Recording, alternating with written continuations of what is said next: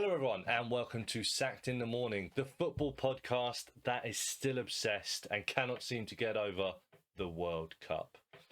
My name is Richard. I am your host. I am joined once again by my two co-hosts.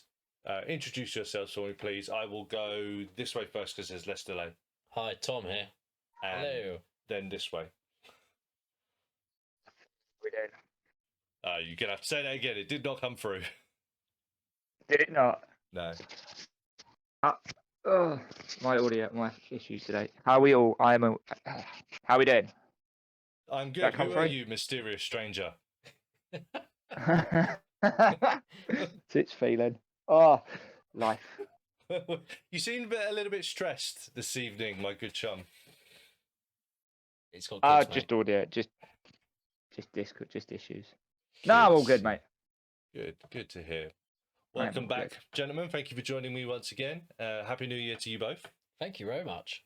Happy New Year to you guys. That should give you a little bit of a clue about when we're recording this World Cup roundup episode. So, yeah. A little bit later than we would have wanted, but hey. First question. But it wouldn't be our style to be on time, would it? Exactly. Yeah, we're definitely not on time. That's the football podcast that is Not never on time. Taglines.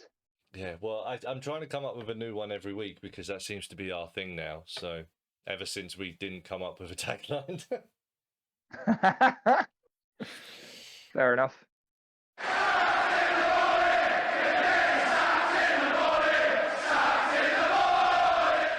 But anyway, yeah, so World Cup, that is where we're going to start today. We're going to start with our roundup of the World Cup because a lot of you will remember that we made predictions back in the summer to see how the World Cup was going to go. And yeah, we need to round that up. But first and foremost, gentlemen, what were your thoughts on this historic Winter World Cup?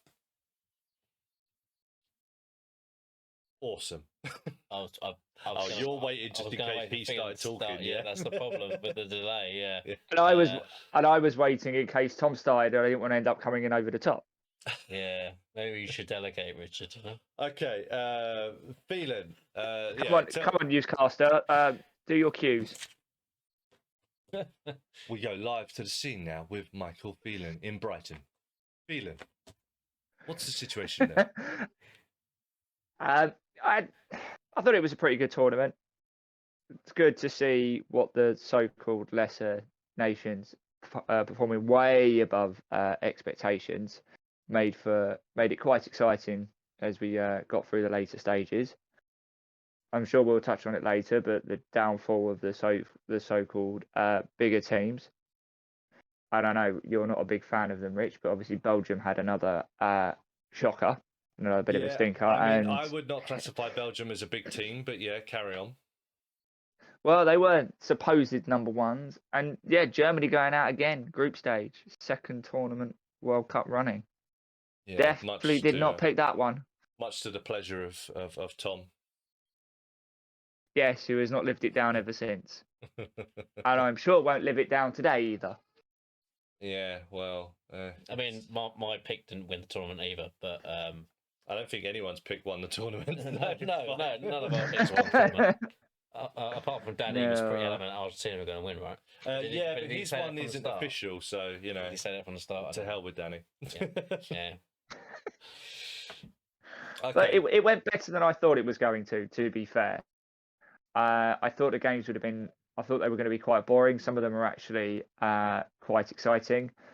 Not so many 0-0 draws, as we've seen previously, and even the extra time periods weren't necessarily just play for penalties. Teams were actually trying to win the game in extra time.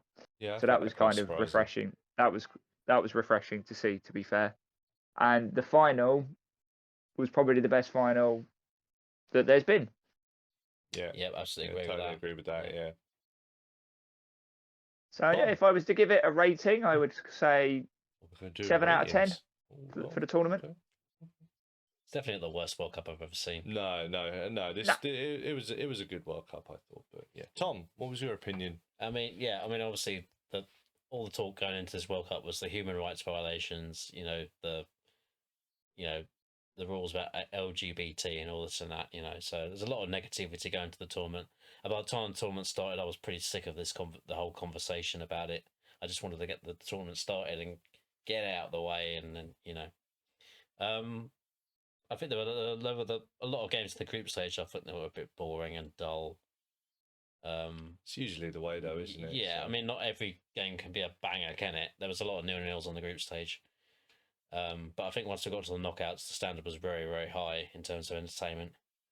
Yeah, definitely. Yeah, we got some really good games. Yeah, great entertaining World Cup, I think, overall.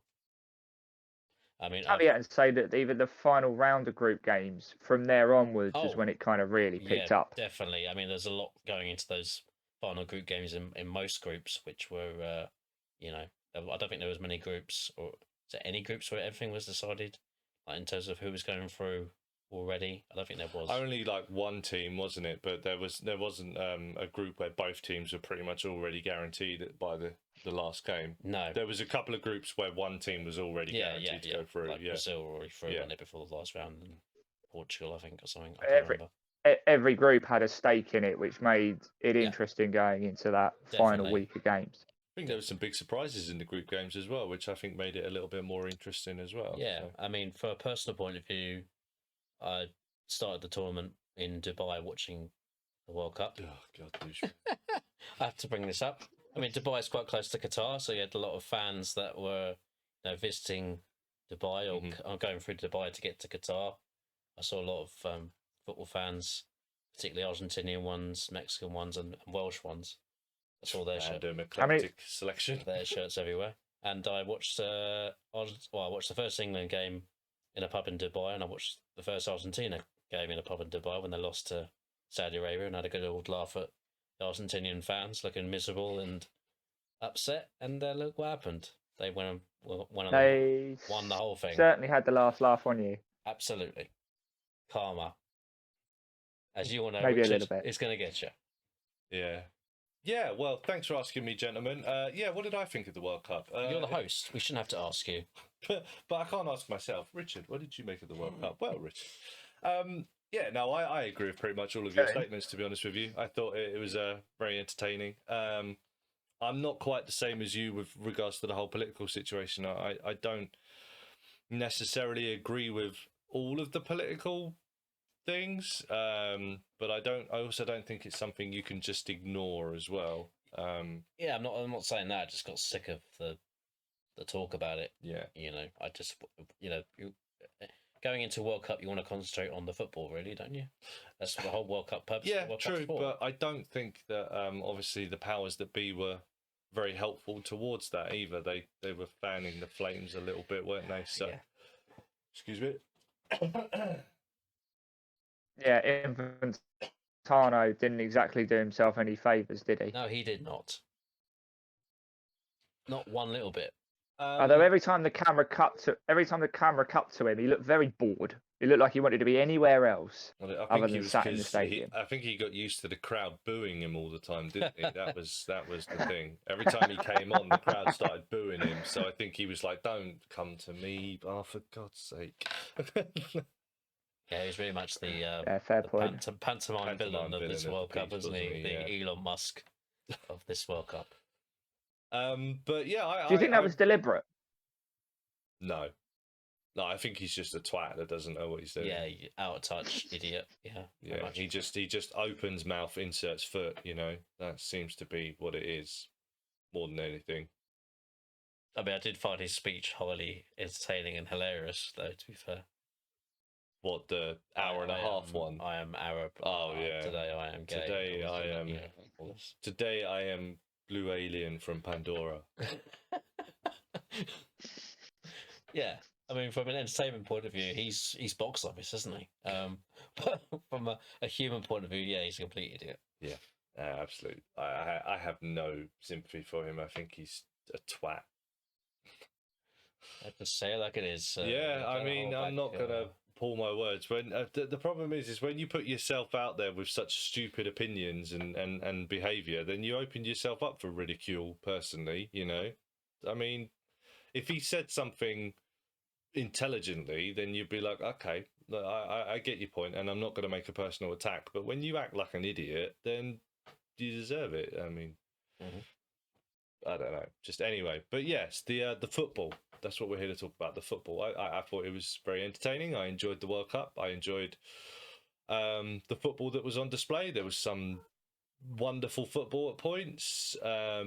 Some great results that caused shock and upsets that I really enjoyed, and I thought it was quite fun, entertaining World Cup. And I agree. I think it was probably the best final that we've ever seen in our lifetime as well. Yeah, definitely. So that helped cap it off. I think that helps. If it leaves you with a good taste in your mouth, then you always end up enjoying it more, don't you? So, but yeah, just thought I'd get a little bit of a taster before we get into the crunch of it all. So as I said, back in the summer, we made our predictions for this World Cup. Now, my idea behind this initially was just for fun, just to get a bit of an idea. But then you guys just started talking about points out of nowhere. The idea of it becoming a competition and having points and things like that just all of a sudden cropped up. Not once did I ever mention about having points or totting up anything. All I said was I wanted to see whether your predictions would play out so that you would end up picking the winners. Oh, come on, man. No, seriously. That was my intention. I never mentioned anything about points. It was all of a sudden you guys just started talking about points. I think that might have been me. Right, so either this is a misdirect because you won, or this is because you finished last and you're having a moan. No, this is because now I'm about to explain to you the point system that I had to come up with out of nowhere because you guys have all of a sudden just decided there was going to be points. Didn't it explain to me what the points were? So we made all these or anything like that. So we made all these predictions. Yeah. But didn't want to know who actually won this. Well, there was no winning. The winning was, did your team that you predicted to win the tournament? Oh, was that? That was literally my only idea behind it. What's the point of making the scores then? Just for fun. I genuinely had no intention to make any points or anything like that behind it. You guys just started talking about points. So then I had to invent a point system. Okay. Well, so I have invented a point system. I'm very surprised that you're saying And just for anybody wondering, Richard is not slightly bitter about this in any way, shape or form or whatsoever. So, I don't know. We'll get into that. All I'm saying is that I just had to pull a point system out of my arse because you guys just started saying, oh, points, but no one explained anything. No one said what the points were or who was to get how many points for what. You just said, point for me. I was like, right, okay. No one ever said anything about points, but now I need to invent a point system. Which is what I've done. 3 points for a correct result, 1 point for the correct winner, and then you go from there. No, actually. So shut your face. I've invented a much more in-depth point system. I think I said points, not exactly in the literal sense, but So here is how we have established.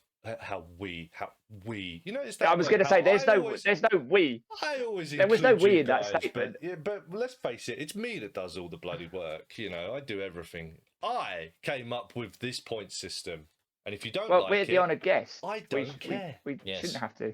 No, you are my co-hosts. You are not my honoured guests. There is nothing honourable about either of you. Wow. Wow. Tom, anyway, I'm feeling the love right now. I don't know about you. When have I ever given you love on this show? Come on, I hate you both. Yeah, that's football. You're only here because I can't talk to myself for an hour. That's the only problem. No one would listen. Okay. Anyway, can I please tell you this point system that I invented? Yeah, go on. Good. Okay. Yes, you may. So, for the group stages, you will be given 3 points for each correct score. I don't think you really need to explain all this, to be honest. I want to, so shut up. Oh, right. Okay. Did I not just say 3 points for the correct score? No, you said 3 points for the correct result, so shut your face. 3 points for the correct score, 1 point for the correct result. If you have an exact match for the group, that is not what you said. If you have the exact match, shut up. If you have the exact match for the group, you will be given 10 points. If, however, you have the teams in the right positions, you will be given 5 points. 1 point per correct qualifier if the table doesn't match, but you do have a team going through in a qualification position. Minus 1 point for each qualifier you said going through that goes out. Oh. Minus 5 points. Hello. At the stage that your winning pick goes out, minus 3 points for your runner-up going out, minus 1 point for your third place team going out. That's interesting. I wouldn't have done it like that, but that's interesting to hear. That's why you're not in charge. And I've got to have like negative lots of points at this rate. I mean, the -5 for the team going out is interesting. Because, like I said, my whole reason behind this initially was to see if your winner would match the winner that it actually was. So I'm going to punish you if your winner doesn't win. So we punish. So you punished me and you because our winner went out the earliest. Same winner. His winner also went out, so he lost 5 points. But ours went out at the group stage, so we were. Sure, that's more loss of points, right? We shall see. Yeah, it is on your point system. No, it actually says -5 points at the stage your winner goes out. Minus 3 points. But there's also minus points if you put the team to go through and they went out. So that's if you get points negative. for them going through. Plus the points they lose for going out in the group stage. Yeah, so that's already cost us negative 6 points. Yeah. Well, anyway, whatever. Anyway, yeah. Cool. So after Group A, Tom, you have 1 correct score. You have 5 points for your final standings and 11 points total. So that would also be correct results as well, which I've just put straight into points. I haven't given it its own column. That's why. I agree. So that's why me and Phelan both had 2 points from the final standings, but 5 points overall for Group A because there would be correct results in there as well. Not correct scores. Yeah. Right. So after Group A, it's Tom with 11, me and Phelan tied with 5. Group B, Tom has a correct score, which gives him 3 points. He gets 2 points from the final standings of the group because he got the qualifiers right, but he didn't get the group in the right order. Oh, I did say USA then. Your qualifier from Group B. Yeah, I did. Yeah, I did say because it's written down on the paper. England and USA. Yeah. So Phelan had the same. It was only me that had Wales going through. So I lost points in this group as well because I got one of my qualifiers went out, which means that's why I lost 1 point. Right. So Tom has a correct score, which gives him 3 points, 2 points for the final standings. That gives him 9 points for this group. 20 points overall so far. Phelan has no correct scores, 2 points for the final standings, 7 points for the group, which gives him a total of 12. And I only get 2 points at the end of this group because I've obviously lost points somewhere along the line, which gives me a subtotal of 7. So I am behind at the moment. Group C, here we go. Here's where I start to claw back a little bit. This is the Argentina group, right? You tell me. I'm not looking. I think it is. Okay. I can't remember off memory. Let's see if the Argentina or France group. Group C. Richard has 1 correct score, which gives him 3 points. Gets 5 points for the final standings of the group. 11 points total for the group, which gives me 18 points. Ooh. Still way out in the lead, though, is Tom, who gets 5 points for the correct standings. And 8 points overall for the group, which gives him 28 points at the end of Group C. Phelan, you have 2 points for correct standings, 4 points overall for the group, a subtotal of 16. Group D. In third place is Michael Phelan with 1 correct score, which gave you 3 points, but only 3 points for the whole group. So you didn't get right in that. Oh, that's that's tragic. Get any qualifiers from that group, right? He got no qualifiers in this group. So you said France were going out, right? I think he said France were going out in the group stage. Yeah, I did. Yeah. One qualifier. Tragic. So Group D, his qualifiers were Denmark and Australia were Denmark his and qualifiers. Australia. Yeah, that's right. Denmark and Australia. Yeah. So he got one And they point for finished. qualifying. But he also lost a point because one of his qualifiers went out, Oh, which was I France. gotcha. Yeah. So he also lost. So I a would have point. had the same though. Tom, you have 2 points for this group. No correct scores. Gives you 30 points at the end of it. I got 1 correct score, 5 points for the group because I obviously got some results right. Not scores, results. And I have 23 points at the end of Group D. I am falling very far behind at this moment. Oh, don't worry. It's about to get worse. Group E. Oh, don't tell me that. Ooh, it's the Germans. Still in third place with no correct scores, -5 for the final standings, -2 points overall for the group is Phelan, who has 17 points at the end of this group now. In second place with 1 correct score, -5 for the final standings, no points overall for the group. Still on 23 is me.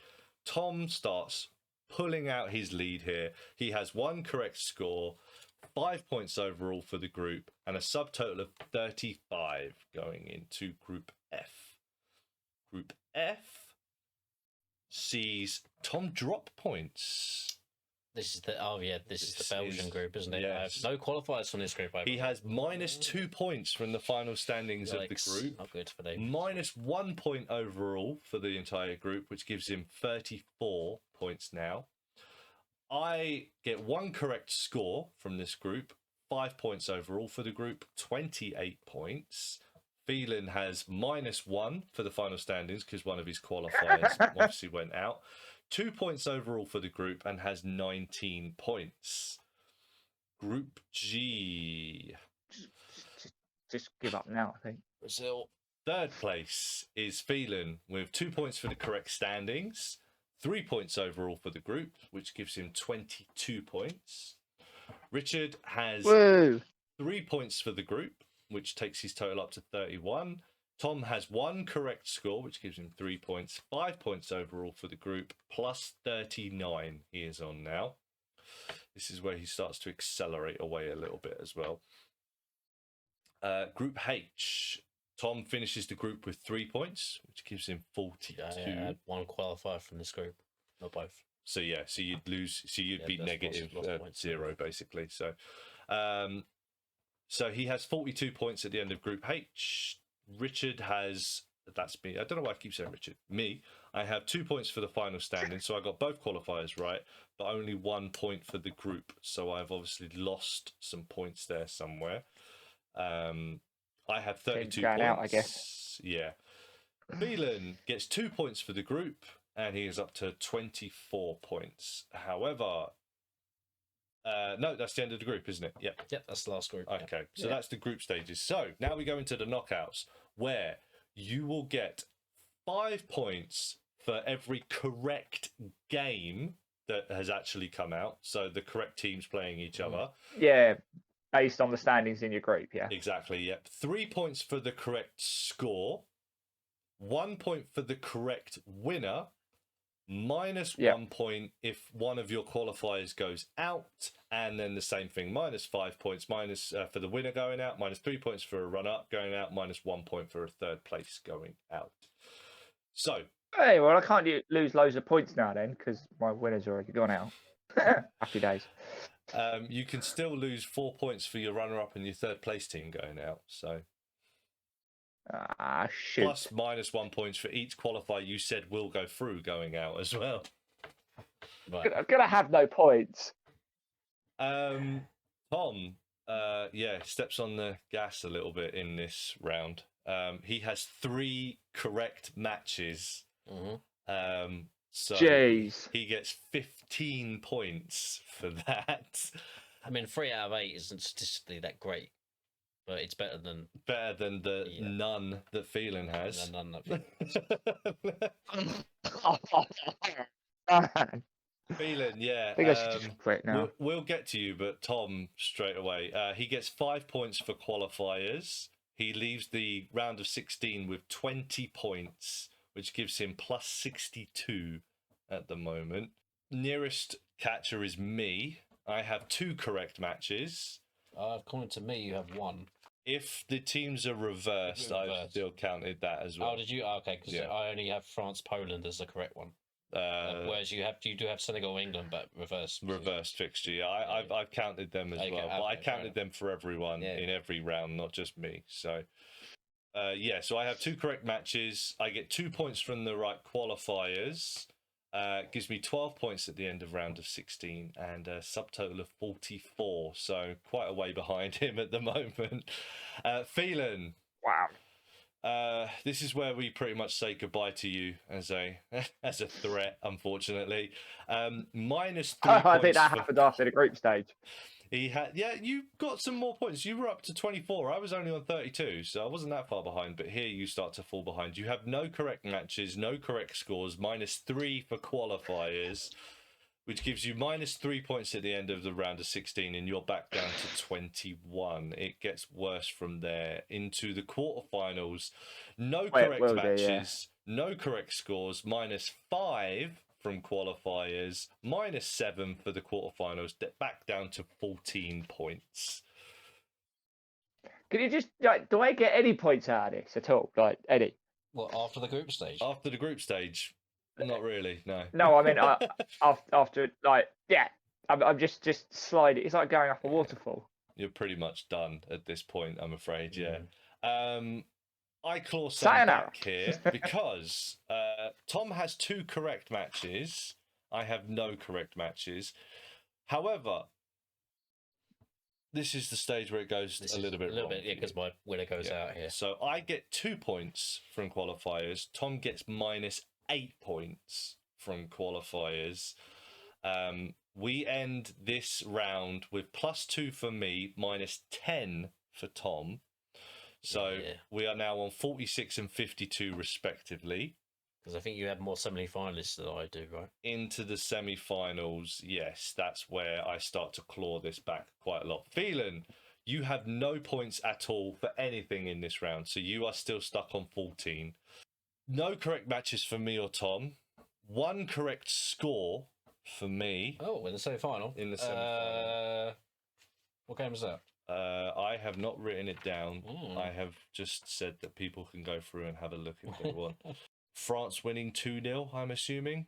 Yeah, probably that. Yeah. Yeah, it was the wrong team, but yeah. Wrong team, but right score. So, qualifiers. Mine evens out because I had Argentina going out in the semi-finals. So mine evens itself. I end up with 0. Tom, however, has minus 1. Ouch. So we end this round with plus 3 points for me, bringing me up to 49. Minus 1 point for Tom, bringing him down to 51. Oh, getting close here. So we are getting close as we move Literally into the last, all on the final. Last two games. So 3rd place playoff. I forget about that game. Playoff. Here is where the next thing comes in. The next points are for places.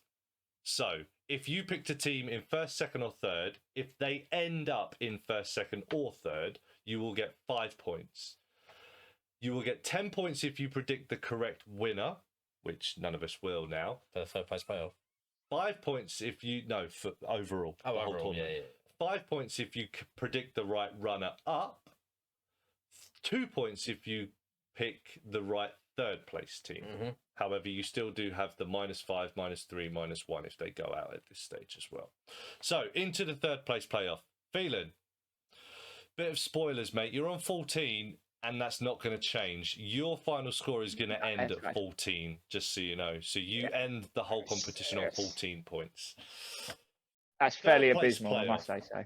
Both me and Tom have no correct matches, no correct scores. However, we both get a point because we have a placed team. So, in the placed teams, I have Argentina in my 3rd place playoff. You have Argentina in your 3rd place playoff. So we both get a point for that. But they weren't in the 3rd place playoff. If you listen to what I said, you will have 5 points for each team that places in either first, second, or third. Ah, gotcha. If they end up winning it and you have the right winning, you will get 10 I was points. just testing you. Okay. So we both have No, a you point. won't. We both have a point for having a place team. So we both end this round on 5 points. I finish on 54. Tom finishes on 56. So all to play for going into the final. As we said, Phelan, you finish on 14. Correct matches. Thanks for reiterating that, just in case I wasn't aware. You're welcome. Just rub that in a little bit. You are our third place. I've already looked at the score anyway. I know who. Well, you shouldn't have looked. No, I looked. Correct matches. Both of us have 0 points. Correct Well, Richard will win score. because he's got place team. Correct Yeah, score. 8 points for Richard. No points for Tom. Correct score? Yeah. You said 3-3. Not. Wait, hang on. Correct score, final. Oh, no, that'll be because of the result. Correct result. Sorry, not correct score. Oh, France to lose. Right, Yeah. got you. Yeah, got you. Yeah, so I've had them in the final. got 5 I was going to points say for you my- did have a 3-3 at the final. No. I had a draw for the final, so I get the points for that because I got the correct score. So I get 3 points for that, and I get 5 points for having the correct runner-up as well. Tom has no points for that. No. Richard also gets 1 point for having a placed team in the final. Tom has no points for that. Richard ends the final with 13 points, a final score of 67. Tom has a final score of 56. It's clearly rigged. Clearly. It's clearly rigged. But do you think I'm going Clearly. to get an investigation on that? I'm not bothered. So, yeah. Well, congratulations. Well done, man. You had it all the way until the third place. I had a feeling that was going to happen. That is why I was quite happy that France lost the final, but also really unhappy because I didn't want Messi to win. No. But yeah, so there you go. That was so for those of you who That was tragic. That was tragic, is what it was. Completely and utterly tragic. Yeah. or for whom? And is that for me? Is that foreshadowing our predictions for the football season in itself? No, Who knows? Tom always dominates that. He always. Well, no, we're only like not that close, you know. But yeah, I So are you gonna run this same points total for the end of the season review as well? no. Just to really complicate your. No. But the thing is that I wasn't going to do it anyway. It was literally just going to be like, oh, can you pick the right winner by picking the right results, basically. I just thought it would be a more enjoyable way of doing it rather than just, who do you think's going to win the World Cup? Yeah. I thought, well, if you think that this team's going to win the World Cup, let's see how your predictions play out to that. Well, you thought Brazil were going to win the World Cup, but actually, through your predictions, you had Senegal winning the World Cup, you know? That's what my intention was initially. But then you guys started talking about points. So I thought, oh, crap, now I need to come up with points.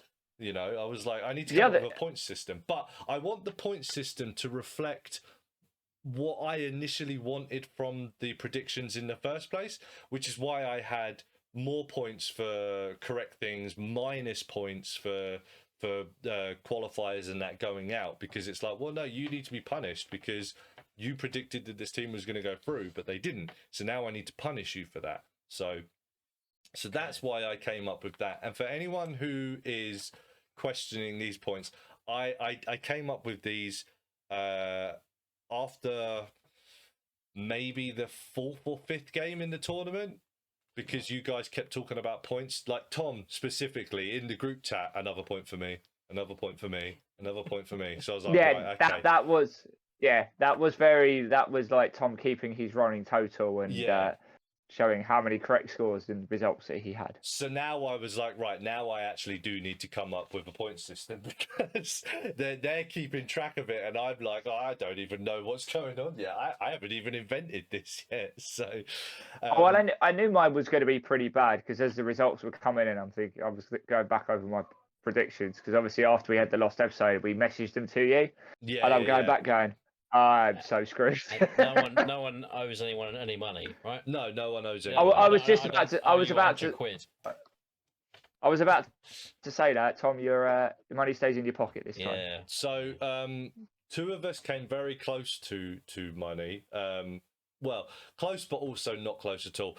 Because, well, I was right for a while that one group was coming down to fair play. Yeah, but it wasn't the group. It wasn't the group I said it was, but one group was coming down to fair play. That was the. So that's why I said I was due some money, but also not due some money at all, because I was actually really far off, but also very close at the same time. If you get what I mean. Mhm. Yeah, the premise was there. It was just a completely the wrong group. Phelan was also there with his 4-4 draw, where one game ended up being 3-3, I think, and we were like, right group, wrong game. Yeah. That's right. Yeah. Yeah. Yes. So we both came very close Yes, on that was regard. close.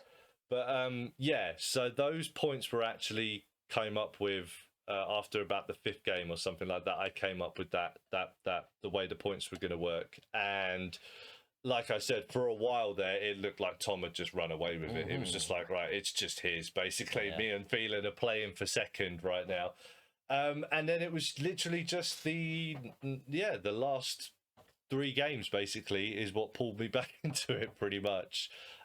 Just because I had France to go as runner-up. Basically, that was literally the only reason that I ended up winning in the end, was because I had France to be a runner-up. And see, if I got with my head instead of my heart, you two both had England. Yeah. So that was literally the only reason I came out at the end of that. So yeah, it was. Yeah. Okay. But yeah, there you go. And let's face it, none of us would have called the 4th place team. Oh no, of course not. No. Well, I had South Korea as my 4th place team, so who didn't have a very good tournament in the end anyway. So no, they really didn't, to be fair. But anyway, anyone who is interested in actually seeing the spreadsheet for that breakdown and for our predictions throughout the entire tournament and the points breakdown, it will be available for download on our Patreon. So if you head over to our Patreon account, the document will be there for all members of a certain tier. Details and links will be in the description. So head over there, become a member, and you will get a copy of that document for yourself. In case you're interested in seeing how it all broke down without me just rattling off results and points, you can see it for yourself in front of you. So yeah, head over there for that. I don't think anybody needs to read my abject failure. It's always fun to see someone fail.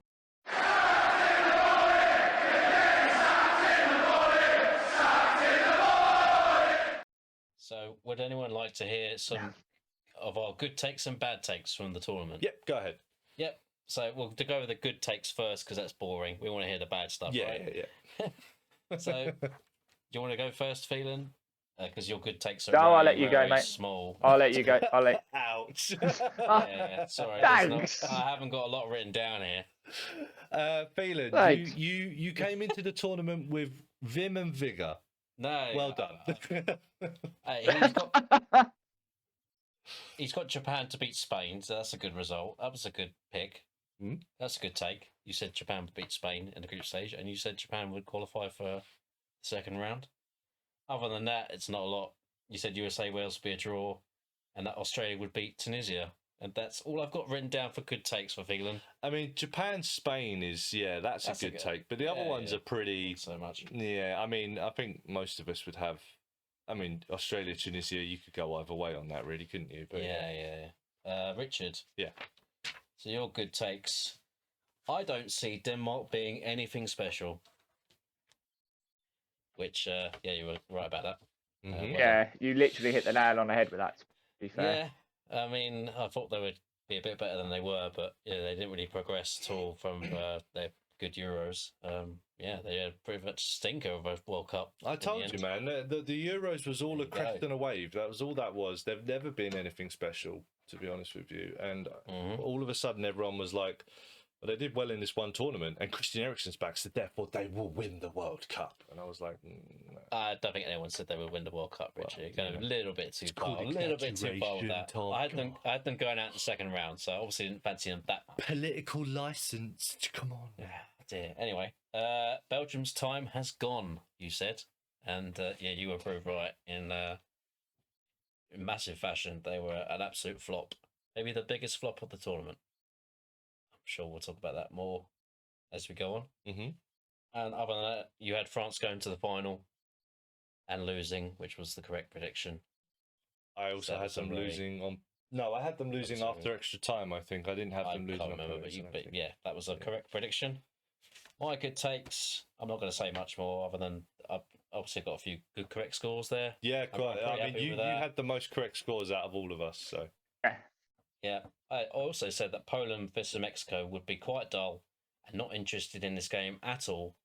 But I still put it would be 2-1, which doesn't make any sense, even though it ended 0-0. So I contradicted myself there with that. I don't know why. We'll talk about this a bit more when we talk about Belgium, but I did say that Eden Hazard seems like a lost cause at this point. Yeah. And I don't know why he was starting for Belgium in this tournament at all. I don't know. He came off quite a lot. Quite a few times I found he came off. He wasn't really... I think he played 90 minutes, did he, at all? I don't think he played 90 minutes the whole tournament. Did he not play? Okay. No. But he did start. No, I don't think he did. He started all the games, but he didn't complete 90 minutes. He didn't last, no. I did wonder if Germany could put... Did have anyone that could put the ball in the net at all in this tournament? And they didn't. I mean, they scored in every game, but defensively they weren't great. Other than that, I've got Lewandowski to score against France in the second round. I said this Germany team is clearly not as good as past teams, which I've written clelearly in capital letters here as well. Okay. Clearly not as good as past teams. This Germany team. Yeah. Clearly. Does this feel like a Tom bragging session by any chance? It better not be, because I trounced him in the scores. So, That's pretty much where the good takes end for me. So we'll go on to the stuff we really want to hear. Yeah, the bad stuff. And I'll get my stuff out of the way first, because... Oh, yeah, because soften the blow. Yeah. Yeah, because mine's going to be a laundry list. I mean, I'm not going to go into Denmark because we already mentioned Denmark. Canada will be the surprise package of the tournament.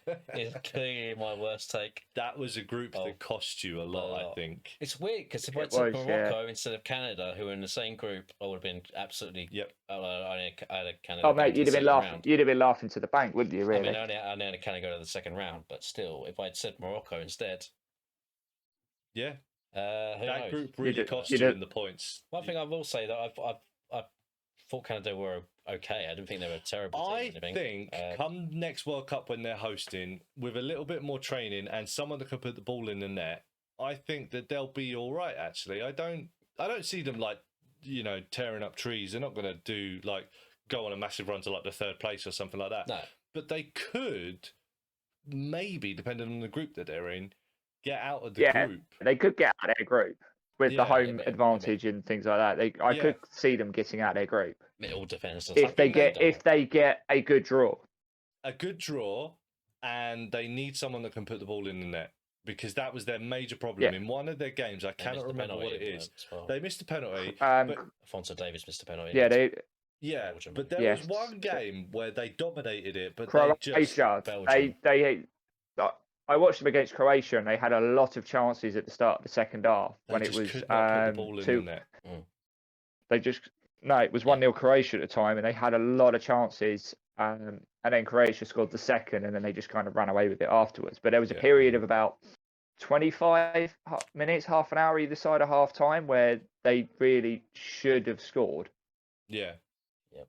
There was, most of their games that were like that, to be fair. They should have scored way more goals than they actually did, but they just couldn't find anyone to put the ball in the net, and I think that's what cost them. So, but yeah, with home field advantage, practice under their belt of a World Cup now, relatively recent practice as well, because they automatically qualify for the next tournament, which helps them, I think.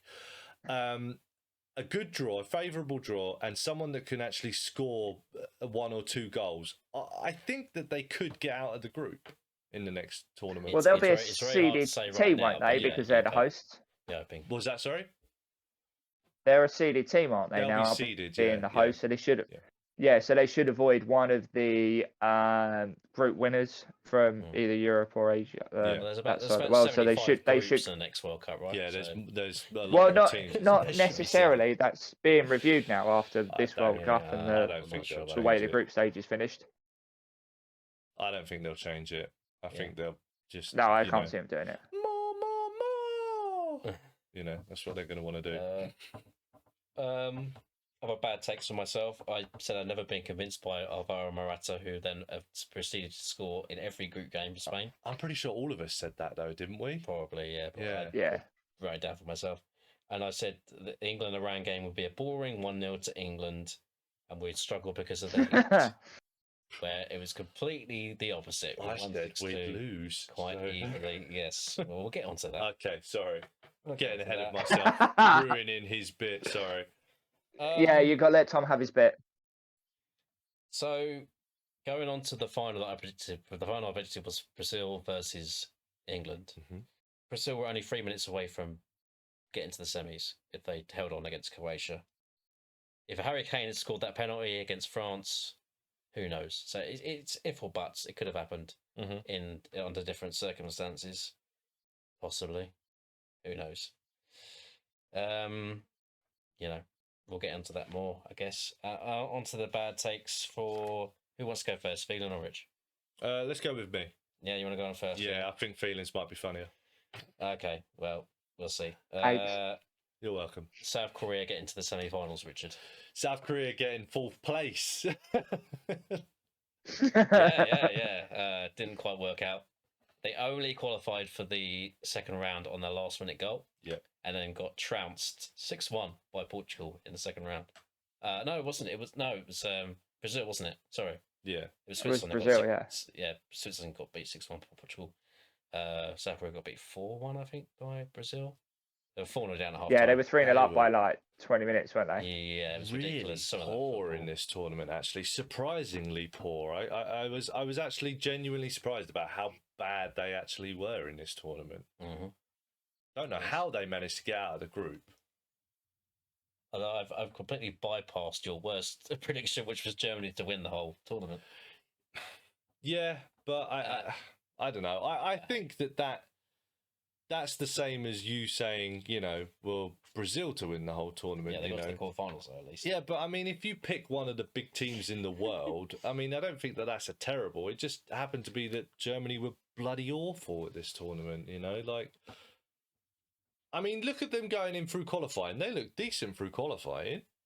A lot of teams look decent through Yeah, qualifying. very Belgium, true, Denmark. yeah. So I probably wouldn't put a lot of weight down to qualifying anymore. I guess. Maybe. I suppose, yeah. It's not really. Yeah. Doesn't seem to be a very good barometer anymore, does it? Yeah. Although Morocco, their qualifying actually seemed to work out quite well. They were really good at qualifying, and they were really good in this tournament. Yeah. So. Yeah. I mean, we all had bad takes when it came to Argentina against Saudi Arabia. Yeah.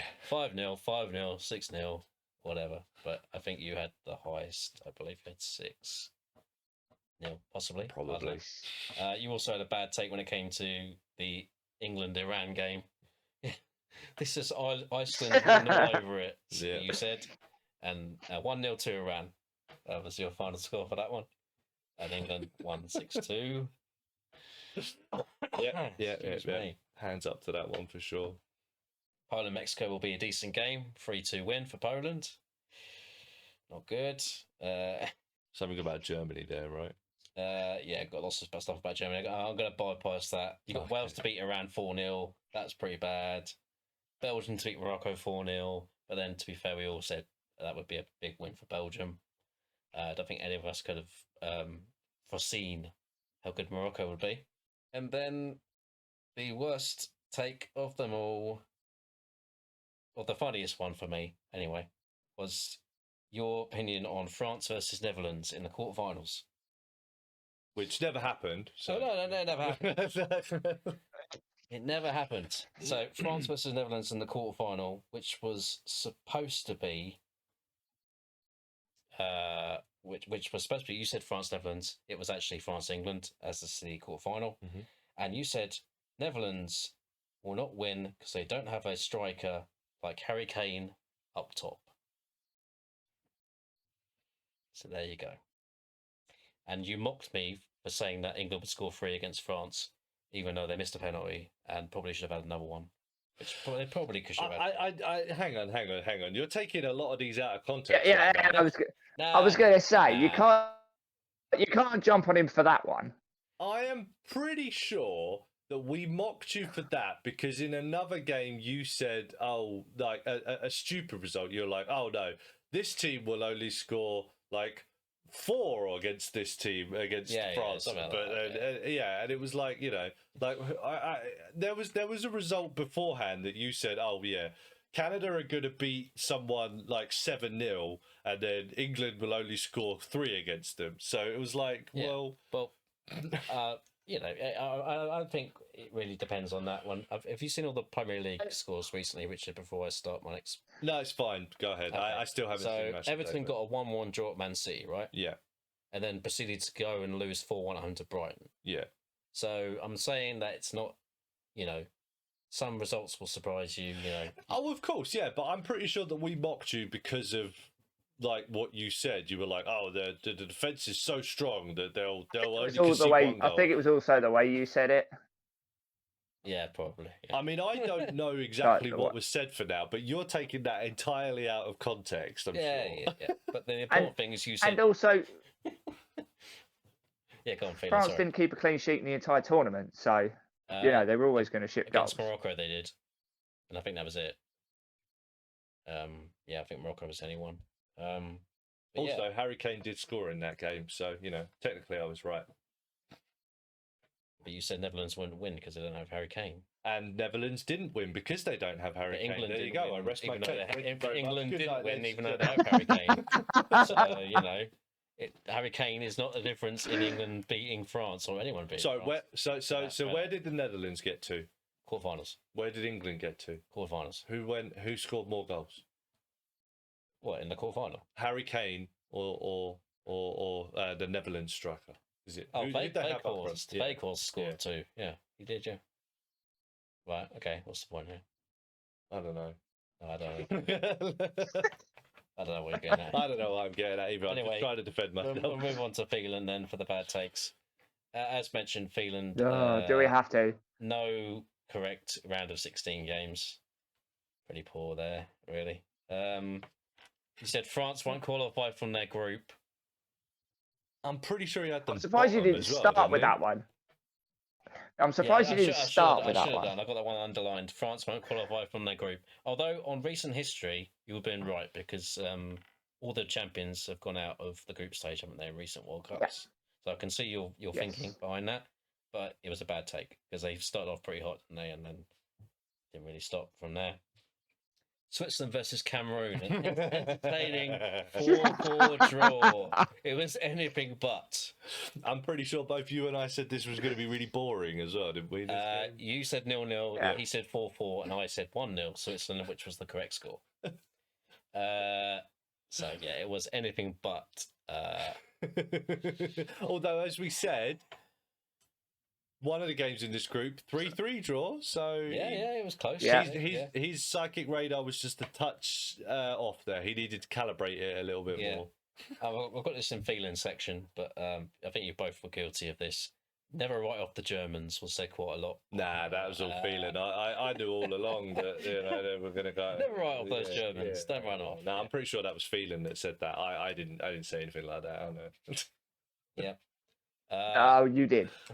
Africa is on its way down. Unfortunately, that's what you said. Apparently about all the African teams, but Morocco did pretty well in this tournament, reached the semi-finals. To be fair, I'm pretty sure I had that same opinion as well, and Morocco did really surprise me at this tournament. So this is kind of half and half.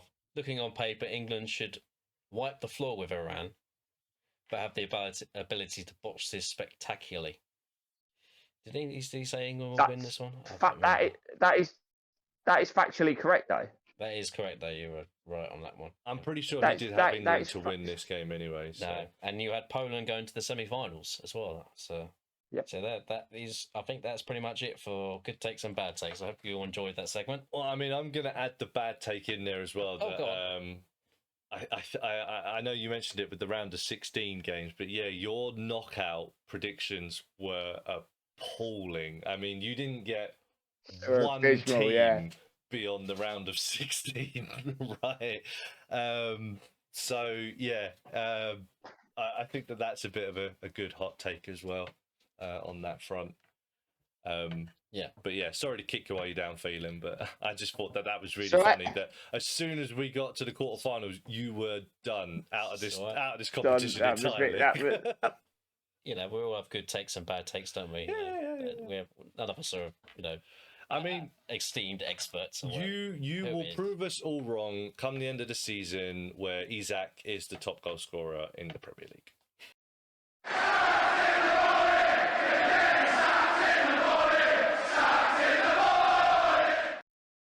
Does anyone else have anything else they want to talk about? We're going to talk about the big teams failing in the World Cup, right? Okay, yeah, go ahead. Unless Phelan wants to talk about anything else. I think that was Phelan's topic. I Wasn't was Yeah. kind of, yeah. Just what do we think was the reasoning behind it? Because it wasn't like just one of them fell over; a lot of them fell over. And in theory, having a Winter World Cup, you would have thought the conventional thing was players would be more refreshed. But I think with the way that all the fixtures got lumped together, especially the Champions League, do you think that actually had more of a knock-on effect than anybody expected? Possibly. I don't know, man, because I think if you look at a lot of Morocco, like none of their players play in Morocco. They all play in Europe as well. So yeah, so what do you think caused it? Do you think it's a lack of talent coming through? Do you think it's a lot of them have got older established coaches over kind of the newer breed coming through, so maybe not tactically diverse enough? I don't know. Because there were some spectacular failures. Pretty old, and he did all right, didn't he? Yeah. But in terms of an international manager, he's still fairly new, isn't he? He's not been in the job that long. I don't know, nearly. When you think of like Germany now, isn't it? But Deschamps didn't really have much of a club career, did he? He went pretty much straight into international management, where you compare it to Germany's manager, who spent a long time in club football. You think of Roberto Martinez, spent a lot of time in club football, has been Belgian manager for a long time, didn't really I don't ever think pick anybody out of expected. That good a manager anyway. Have you guys seen the rumours about Martinez today? No. Going to become the next Portugal manager? Portugal manager, yeah, which I thought was would move right out of left field. Bad move for Portugal not winning anything for a while as well, then. Probably, yeah. I don't understand that take at all. Let's take the manager from the team that crashed out in the group stage spectacularly, and he'll win us stuff. I don't get that one. Not even that. The one that's had this supposed golden generation of talent and done really not a lot with it. So, what was the main problem with Belgium in this tournament? Then we feel, why did they fail? Like I said, I think that, like I said right from the beginning, I think their time had come and gone, and they didn't strike while the iron was hot. They were Spursy, basically. It's the same. It's the same thing. It was like you had the chance, you had the talent, you probably had the best team at one stage, and you just didn't make it count. You had the wrong person in at the wrong time. You had players that bottled it when it came and were more interested in calling each other old, which I thought was really strange. If you'd heard some of their press conferences, you've got De Bruyne calling the defence old, and then you've got Vertonghen going on TV saying maybe we're not as old as you lot are older than us, and it was just like, what is this? And De They were literally sniffing at each other in interviews. Yeah, De Bruyne said that he thought their time had gone as well, didn't he? Before the tournament. He did, yeah. Which is not really, he was right, but it's not really a positive thing to say going into the tournament, is it? I think their period was 16, 18. 16, 18 for sure. Maybe you could push it back to 14, but I still think they were kind of a bit too inexperienced by that point. But 16, 18 for sure, they should have won something then, and they didn't. And their time is gone now, and there's not really any quality coming through underneath them. I mean, if you look at their forward line, They had what, Batshuayi? Batshuayi up front. And that guy struggled to score even when the ball accidentally hit him and went into the goal. You know, it was like he's not a Lukaku, and Lukaku couldn't seem to score. Lukaku did have a good tournament. He was. I mean, he went in going in injured though, didn't he? Yeah. So that was He had a stinker in that last group game. Yeah. Oh dear. Oh, absolutely awful. And then you look at who, you know, Eden Hazard's, like we said, he's pretty much done now. I think he's finished pretty much at the highest level. I mean, his brother was better than him in this tournament, and he's not really considered anything special. But then they've got no one coming in underneath these great players that are now cycling out, you know. And it's like, well, can you name another Belgian midfielder that's going to be able to do what Kevin De Bruyne does? I mean, he wasn't great in this tournament either, but I mean, is there any? I mean, who's gonna replace him? There's no one coming through. That's the problem. And yeah, I think they didn't strike while the iron was hot, and their time is gone now. They had the wrong manager in at the right time, unfortunately. Yeah, I think that's right. Yeah, I mean, they need to start blooding younger talent if they have the talent available. But it's Spain. It's the same thing with Spain as well. As their time came and went, they struck though. That was the difference. Spain won when they had their generation, but as soon as that generation went, there was no one else really coming up to take over the mantle. You know, you know, as soon as Iniesta, Xavi, Alonso, as soon as these players all stepped down, it was I mean, you've only got Busquets left now, and he's still probably their best player, and he's like what, 106, something like that. You know, like, ouch. Do you think Spain need to change their footballing philosophy? Because in every game they dominated a lot of the ball, completed 500-600 passes per game, but outside of putting 7 past Costa Rica, which was a real kind of anomaly, the only other person who got on the score sheet was Morata. And I feel like they've been found out a little bit now by teams that can defend. Yeah, definitely. That pack the midfield, that pack the penalty box, and basically just say to Spain, break us down. We know you've got nobody really that's an explosive goal scorer. Break us down, and we'll just hit you on the counter attack. I think it comes down to the same thing with club football again, is that you shouldn't be looking to do a certain style of football if you don't have the players that can do it. You know, being able to keep the ball is fine, that's great, but what are you going to do with it? You know, and then if you do lose the ball, you now can't defend. So it's like you need to start playing to your strengths. Okay, so we don't have anyone. We have a big centre forward that we could probably play off if we got the ball into him. I'm not talking about long balls. I'm just saying if we look to play with the target man a little bit more. I mean, you said it yourself. Morata he scored in every game that he played. Yeah. So that was the way they should have been going, but even when the chips were down, they were like, "Nah, we'll just keep doing it." They were too predictable. Yeah, and they didn't have a plan B. Yeah, I was going to say against Morocco, chasing the game at the end, instead of trying to get the ball forward as quickly as possible, it was playing it across the centre circle, playing it back again, and still making playing a crossfield pass. Yeah. Yeah, there was no. It didn't strike me that they had any urgency to go out and really kind of force the issue, force the result. But this is the problem with having a philosophy, you know, is that there is no plan B, and it's like, well, what do we do now? Let's just keep doing plan A and hope that plan A eventually works. And yeah, I don't. It's the same thing with club football. Like I said, I don't think that you should have a way that you play. You should be flexible. One thing I would say about Spain is they do have a lot of good young talent coming through, which I think is something Belgium don't have. Oh yeah. So they've got a bright future, I think, ahead of them. The thing is, it's a bigger country as well, though, isn't it? There's a bigger population, so there is more likely to be more people coming through. You just need to figure out how. But if they don't start playing a different way of football, as I think Rich you said earlier, they're just predictable. You kind of know what they're going to do. You know they're going to have 80% of the ball, but you also know they're not really going to do a lot with it. And they are very vulnerable to the counter-attack, either the ball over the top that splits the defence or the quick kind of movement through midfield in between the lines on transition.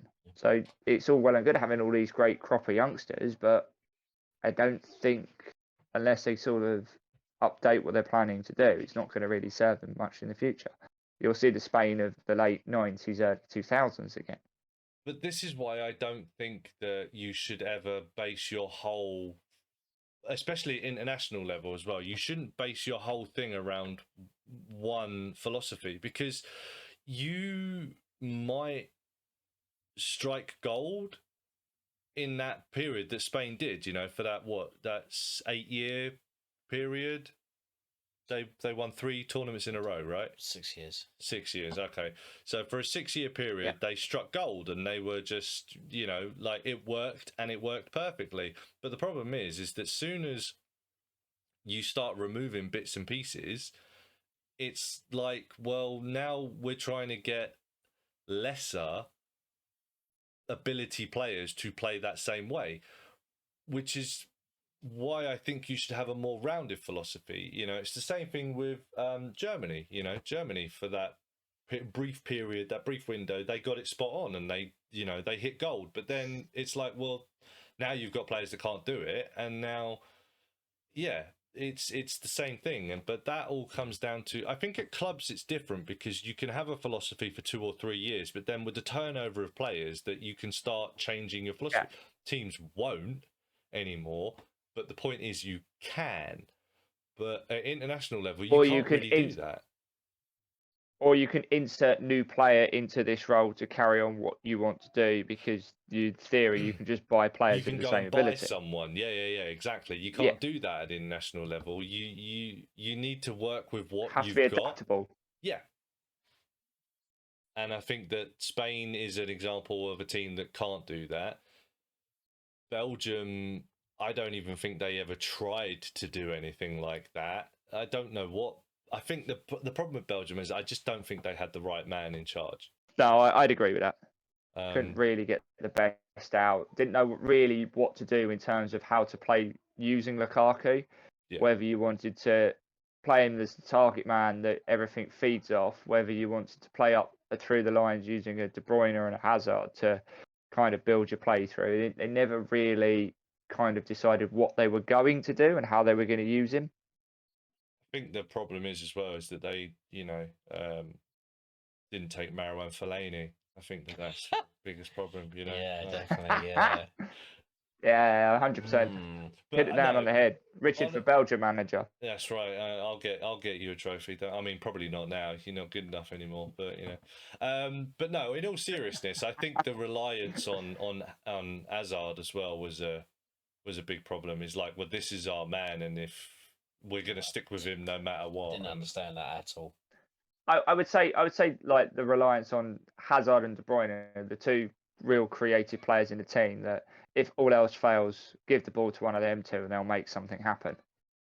Kind of situation. Seem to be the same playing for Belgium that he is for Man City either. Certainly not in this tournament. No. He is Belgium's equivalent of Steven Gerrard or Frank Lampard. More Gerrard, I'd say. Destroys it at their club, but just doesn't bother at international level. Good comparison, yeah. So why did Germany fail then? They, first of all, couldn't put it in the net. They didn't have a goal scorer. They didn't have a threat. And the same kind of thing with Belgium is that they just didn't utilize the players that they had. They didn't have any forward thrust about them, and perhaps it was the wrong man in charge. I don't know. I mean, he didn't seem to have a plan for when it went wrong. Yeah, I think playing Kai Havertz up front is a bit strange as well. Chelsea are doing that at the moment as well, though, aren't they? I don't know why. With this. Chelsea seem to be doing it. He's not. I wasn't sure at any point if Havertz was a false 9 or the number 9 at any point during Germany's setup. I think he was because like he never really half, wasn't he? He never really seemed to get really into the box in any real kind of attacking scenario, and even when after they'd gone behind against Costa Rica, that most of his goals came from being in a deep position, bursting into the box, but he was on the pitch as their centre forward. So it was like he wasn't give them different messages on kind of where to play. Because when the Germany had the ball out wide, they didn't have that person in the box to feed it into. It was always going back on itself across the 18-yard box. I think the problem as well is that if you look at him as playing as a false number 9, he didn't have runners going beyond him. So it's like, well, great, No. you're going to drop in and be the man that we try and link off of, but then there's no one going in behind him. So it's like, well, what's the point? Now we're just coming backwards again. Yeah. So, I mean, if The you look at that midfield Spain... never gambled. Yeah, if you look at the Spain team that had Fabregas up as the false number 9, they had players that went beyond him to, you know, they didn't score a lot of goals in that tournament because they were boring as hell to watch, but at least they had players that went beyond the false 9, you know, and that's, if you're playing a false 9, that's what you need, or you need a number 9 that's going to be in the box to be a target man. And they, like I said, he just didn't seem to do either. He just seemed to be lost, an 8.5 somewhere in there, just kind of, yeah. I mean, you look at that midfield for Germany, they're like very strong midfield, like Kimmich, Gundogan, Musiala, Thomas Müller, Sane, but couldn't defend. Musiala was the only player that actually tried to get beyond Havertz consistently. Nobody else really put the gamble in or put the shift in to really try and go ahead of him. It was Havertz got the ball, looks around, and everybody's behind him. Nobody's going ahead of him other than Musiala, and Musiala the ball just kept coming back into midfield again, didn't it? It just didn't really do a lot. It did, yeah. I probably would have played Muller up front if it was me personally. I think he's much more inclined to get in the box than Havertz would. I mean, they look pretty promising when that big striker up front, Füllkrug. Oh yeah, he doesn't have a lot of experience at the international level, but he looked decent because they had a target. Well, it gave them. Yeah, I was about to say it gave them the focal point, and it's the only time they looked reasonable against Spain was when he came on and he scored against Spain, if I remember rightly. That's right. Yeah. And the same against Costa Rica when they were chasing the game when they were 2-1 down. It gave Havertz someone to play off of in that false 9 position that he was in. And it suddenly gave the defenders someone to think about in the box that was going to be that presence, that physical presence. But they seem very reluctant to actually start him in any games, though, for some reason. I was really surprised he did not start against Costa Rica after coming on against Spain and doing really well. Yeah, agree with that. Yeah, definitely. It's the same thing with the Netherlands and Weghorst, though, wasn't it? You know, like he came on and all of a sudden they had a target man to play. He made a massive impact, didn't he? Yeah, and it was just like they were a completely different team. As soon as they had a focal point to go through, it's almost like a centre forward is actually a good thing. Oh, who would have known? Yeah.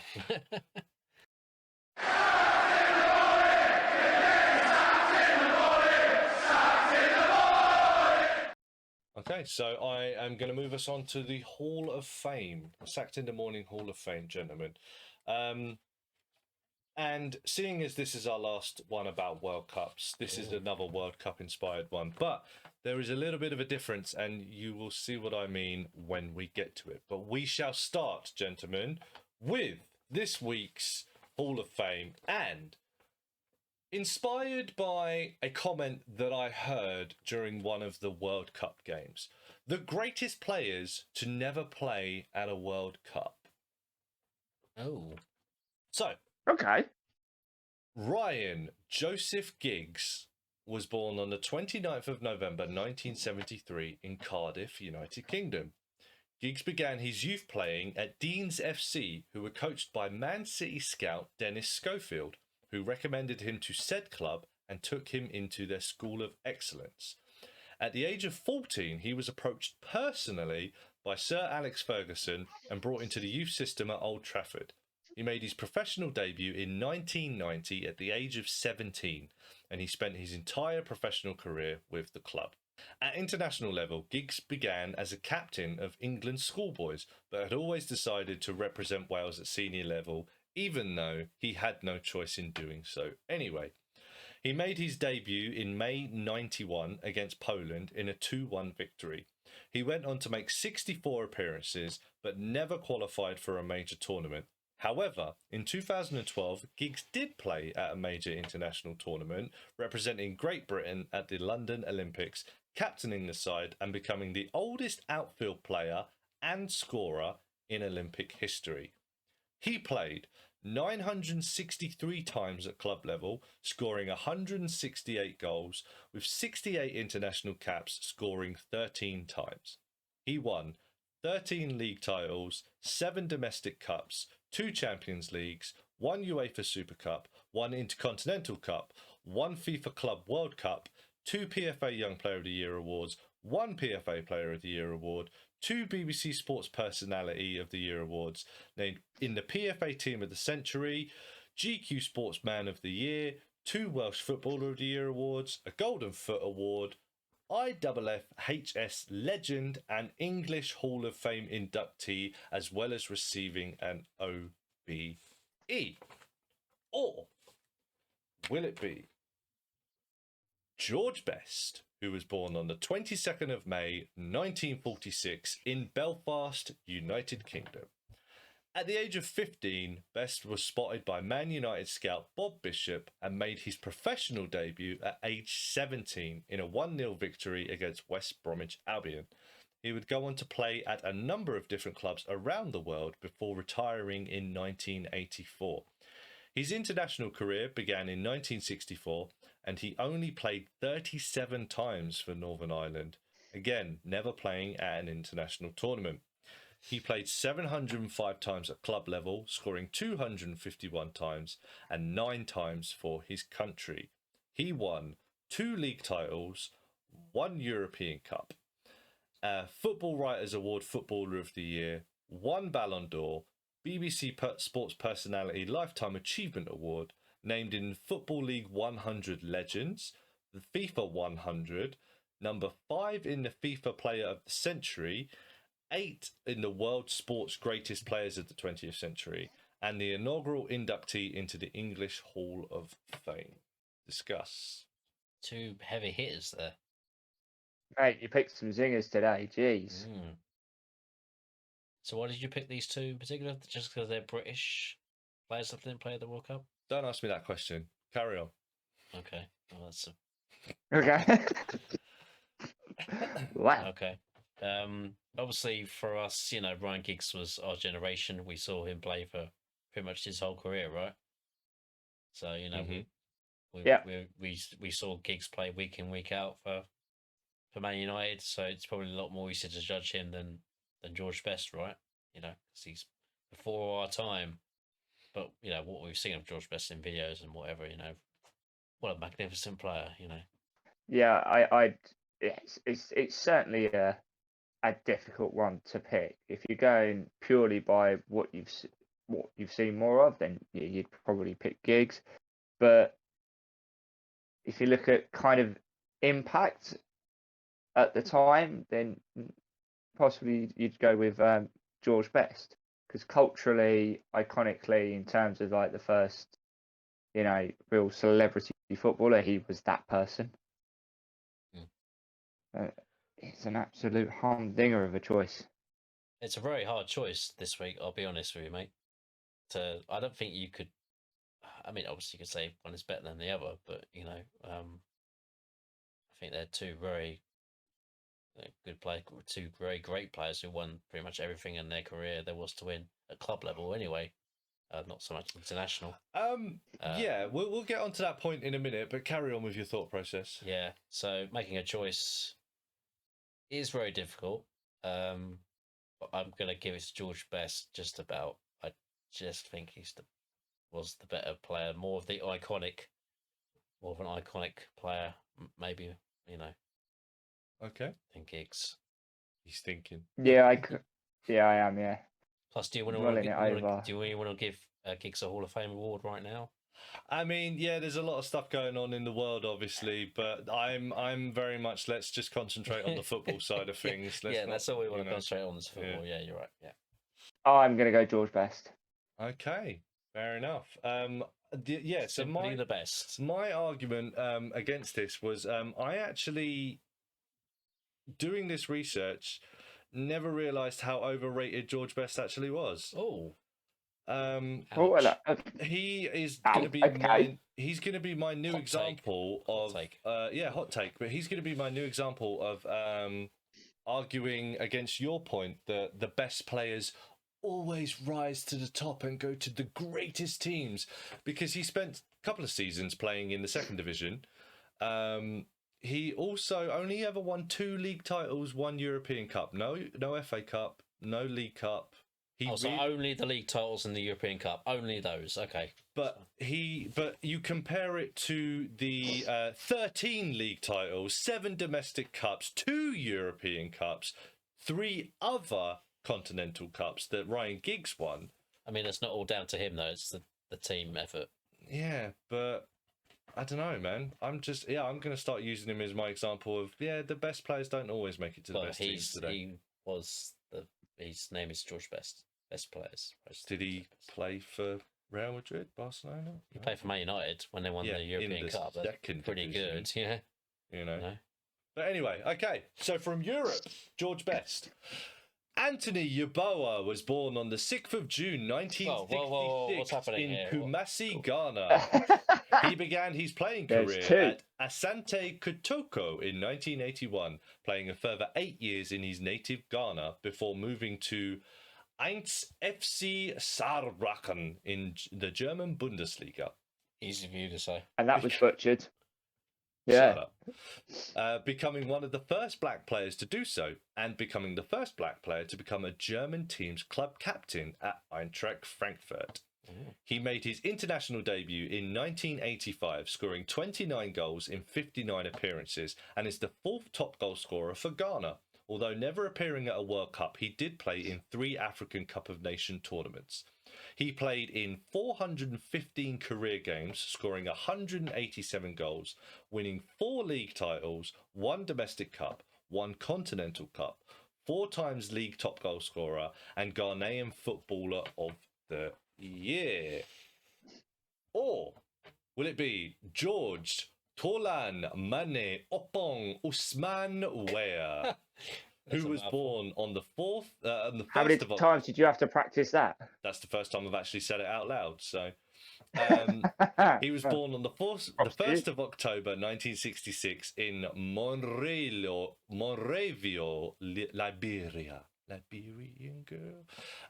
He began his youth career at Young Survivors and made his professional debut. That's a good name for a team. Yeah, I like that. It is, yeah. He made his professional debut in 1985 at the age of 19 for Liberian side. This one's better. Bong Range United. Nah, I like Young Survivors. Yeah, okay, fair enough. Yeah. He would move to Cameroonian side Tonnerre Yaoundé in 1987, only staying for 1 season before being signed for £12,000 by then FC Monaco manager Arsene Wenger. Oh, who's that then? He made his international debut at age 20 in 1986 against Sierra Leone. Much like Yeboah, he did manage to qualify with Liberia for 2 African Cup of Nations, and only missed out on the World Cup qualification by 1 point in 2002. Oh. He made 478 appearances at club level, netting 193 times, 75 caps and 18 goals at international level. He won 5 league titles, 6 domestic cups, West African Nations runner-up, African Footballer of the Year 3 times, World 11 4 times, Champions League Golden Boot winner, 1 Onze d'Or, 1 Ballon d'Or, 1 FIFA Fair Play Award, 1 FIFA World Player of the Year runner-up, the IFFHS African Player of the Century, 100 Greatest Footballers of All Time, the FIFA 100, and he's also the President of Liberia. The current President of Liberia. Current President of Liberia. Recording. As of this recording, yes. Yeah. That's why I said there's a bit of a twist this week, gentlemen. Yeah, so. I see that. I can see, yeah. So who are you choosing out of those 2?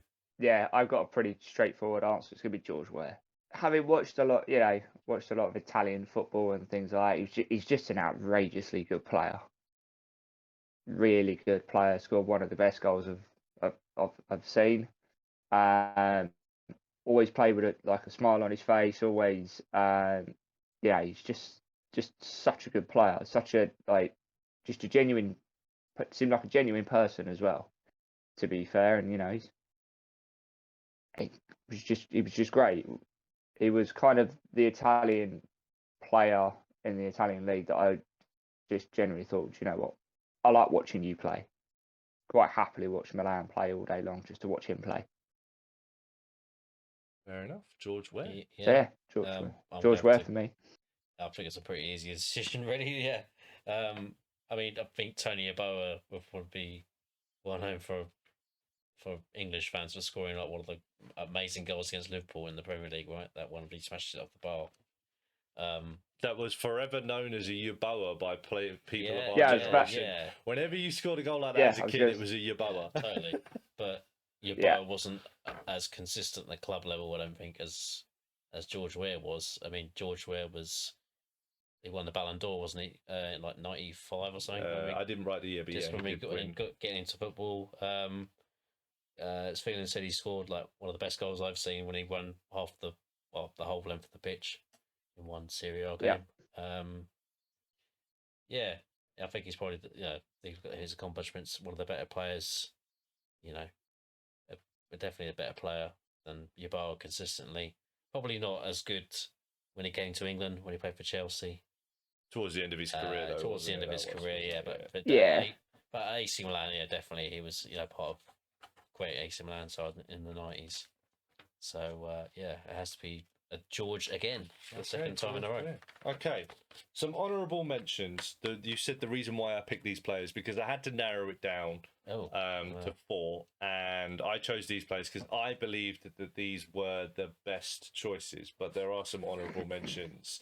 Jari Litmanen, Sami Hyypiä, Ian Rush, could have been as well. David Ginola, Eric Cantona, but he's already been in the Hall of Fame anyway. Indeed, and Alfonso Santano, which is a player from the 30s, Argentinian player from the 30s.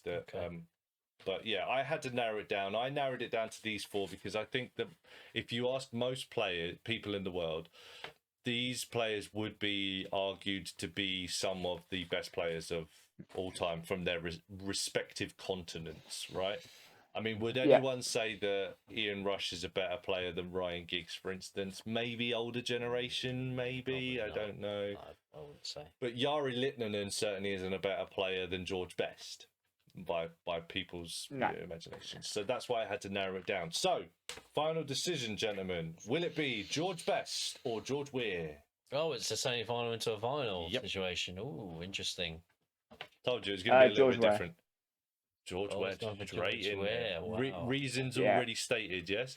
Is it because you've come round to my way of thinking that George Best is a little bit overrated? No. If you'd have put George Weah against any of the players that you just mentioned, I'd always pick George Weah. He was literally one of my favourite players growing up. Okay. Well, to keep it slightly interesting, even though I know where this is going. Oh, it's tiebreaker. I'm going to go for the other George. George Best. Okay. So that's the tiebreaker. Well, it's the tiebreaker. And I've already given you my take on George Best, haven't I? Where's Danny? I was going to say, if Richardo's a tiebreaker. Your George Best opinions are very harsh. I do, to be fair, as well. I agree with saying, that. He didn't play for many big clubs or whatever, And then George Weah's mainly known for playing for AC Milan, who are like the team that has won the European Cup the second amount most, right? Yeah, well, he didn't win any when he played for them, but okay. But I don't know. Have we decided that George Weah is going into the Hall of Fame? So if I'm the tiebreaker, then so. If I'm the tiebreaker, then it's definitely George Weah going into the Hall of Fame. Yes, but this is what I'm saying. This is where Danny should be because he could be the tiebreaker, but he's not with us again. So, but he might equal it. You don't know. He's not here. But he wouldn't equal it because I wouldn't get a vote if. I see. I see. Well, okay. But yeah, maybe you should message Danny and ask him. Nah, he should be here. If he can't get his finger out, then he doesn't get a say. But anyway, yeah, it's ended a little bit. Got a bit feisty there. Yeah, hasn't it? Yes, but But yes, okay, let's try this again. George Tolon Mane Opong Usman Weah. Welcome to the Sacked in the Morning Hall of Fame as the greatest player to never play at a World Cup. Welcome, my good man. Oh, sorry, let's clap. I was going to say Tom's got bitter. He doesn't even want to clap anymore. Yeah, I mean, George Weah's a great player, isn't he? So you can't really argue with him going into a Hall of Fame, can you? Of any sort. Well, football related, obviously. It'd be weird if you go into a book Hall of Fame. Has he ever written a book?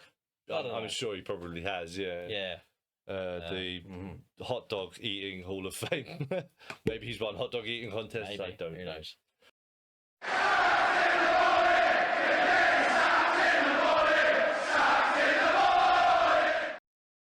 That rounds up, finally, our World Cup coverage for this season. Join us again in 2029 for coverage of the 2026 World Cup. You know what? We didn't really mention England much in this podcast, did we? It's too late now. Oh, well, yeah. We'll mention them at the next They Euros, failed. whatever. So, anyway, Phelan, I want to thank you for joining me again this time. Thank you, mate. Good. Pleasure to be here as always. Tom, thank you very much for joining me. That's all right, no problem. And thank you very much for listening. Until next time, take care.